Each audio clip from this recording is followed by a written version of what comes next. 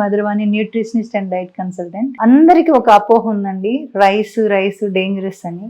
ఏదైనా మన ఫుడ్ లో ఏదైనా లిమిట్ గా తినడం వల్ల ప్రాబ్లం ఏది ఉండదు. జనరల్ గా మనకి క్విక్ ఎనర్జీ దేని వల్ల వస్తుందంటే రైస్ వల్లే. ఓ కప్ రైస్ తినడం వల్ల ఏ ప్రాబ్లం రాదు, మీకు ఇంకా ఎనర్జీ అనేది చాలా యూస్ఫుల్ గా ఉంటుంది. సో మీరు ఓ కప్ రైస్ తింటాం కొలత వేసుకోవాలా ఓ అలా అని ప్రాబ్లం ఏం లేదండి. ఓ కప్పు ఇంత చిన్న గిన్నె ఉంటుంది, ఆ గిన్నె ఇంట్లో పెట్టుకొని ఆ గిన్నె రైస్ కి డబల్ కర్రీ తినగలిగితే మనం చాలా హెల్దీగా ఉంటామండి. రైస్ ప్రాబ్లమాటిక్ అని చెప్పేసి మనం రైస్ ని అవాయిడ్ చేసి మిగతా వాటిల్లో ఏదైతే కార్బోహైడ్రేట్స్ ఎక్కువ ఉంటాయో అవి తీసుకుంటున్నాం. గోధుమల్లోనూ కార్బోహైడ్రేట్స్ ఉంటాయి, అదర్ థింగ్స్ లోనూ ఉంటాయి. మీరు ప్రతి ఐటమ్ ని స్కాన్ చేయొచ్చండి, గూగుల్లో చెక్ చేసుకోవచ్చు. కార్బోహైడ్రేట్స్ రైస్ లో ఉన్నాయి, మిగతా వాటిల్లో కూడా ఉంటుంది. సో ఇవి రైస్ ప్రాబ్లం అని చెప్పేసి రైస్ ని దూరం పెట్టేసి ఒక 10-15 చపాతీలు చేసుకొని 4-5 చపాతీలు తినేసి అలా దానివల్ల యూజ్ లేదు. కార్బోహైడ్రేట్ ఇంటేక్ కూడా మనకు అవసరమే. రైస్ తినడం వల్ల ప్రాబ్లం కాదు, ఎనీథింగ్ లిమిట్ అనేది ఇంపార్టెంట్.